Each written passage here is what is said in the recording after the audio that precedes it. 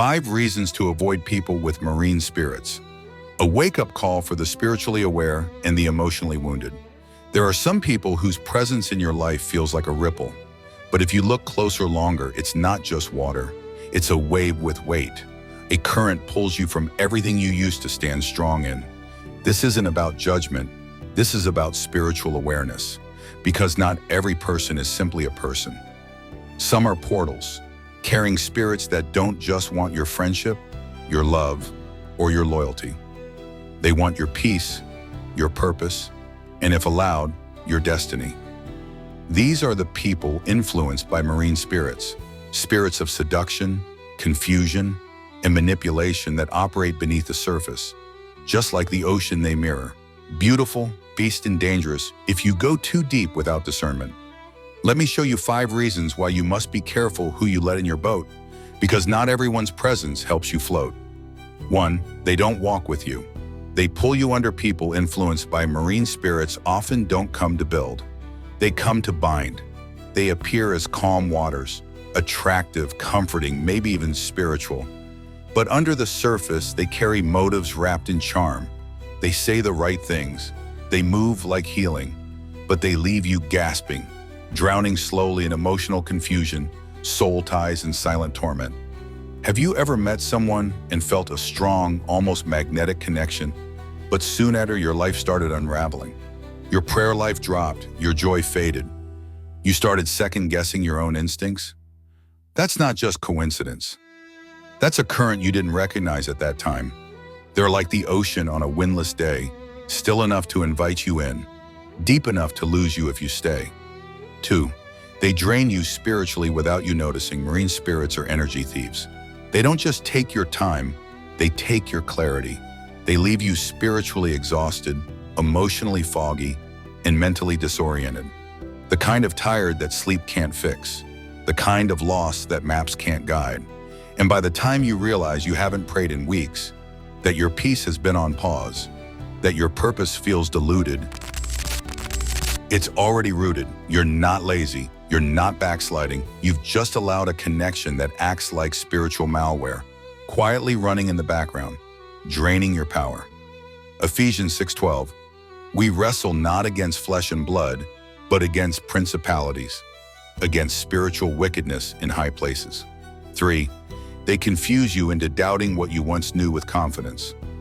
When God is in a connection, there is peace, even if things are hard. When a marine spirit is present, confusion becomes normal and chaos gets spiritualized. They'll make you second-guess your calling, question your worth, and distort your discernment. You were once sure of your purpose, your boundaries, your spiritual convictions. Then suddenly you're negotiating your standards, explaining away red flags, thinking maybe it's you who's too much for wanting peace. No, you're not too on. You're just too aware to pretend anymore. It's like trying to see clearly underwater. No matter how wide you open your eyes, the truth stays blurry. 4. They're counterfeits sent to block the covenant. Every blessing from God has a shadow version, a counterfeit that looks right, feels good, but carries none of God's weight behind it. Marine spirits specialize in counterfeits. They mirror your desires, echo your language, and appear just when you are ready to give up. But their goal is simple, to detour your destiny by distracting your discernment. You ever met someone who felt like the answer to your prayer, but being around them slowly started turning your spirits cold? They say, God told me, but you haven't felt God since they showed up. 2 Corinthians 11:14. For even Satan disguised himself as an angel of light. 5. They resent deliverance because darkness doesn't like exposure. Here is the hardest truth. You can't save everyone. You can't deliver what doesn't want freedom. People influenced by marine spirits resist accountability. They hate clarity. They mock convictions. And they label your growth as judgment. Because they weren't drawn to your soul, they were drawn to your light, and that light is a threat to what wants to remain hidden. Trying to change someone under a spiritual bond without God's leading is like planting seeds in concrete. No matter how much water you pour, it won't grow until the ground is broken. You were sent to love people, not to lose yourself trying to fix what only God can cleanse. Closing truth. Discernment is not harsh, it's holy. Avoiding people with marine spirits isn't about arrogance. It's about preservation. It's about honoring your assignment and refusing to let darkness wear off your peace like a trophy. This is your permission to protect your calling, to disconnect without guilt, to say, no more drowning in what I was never called to rescue. Because here's me, you were not built to sink, you were built to sail, and the only people allowed on your ship should be those who help you to stay afloat.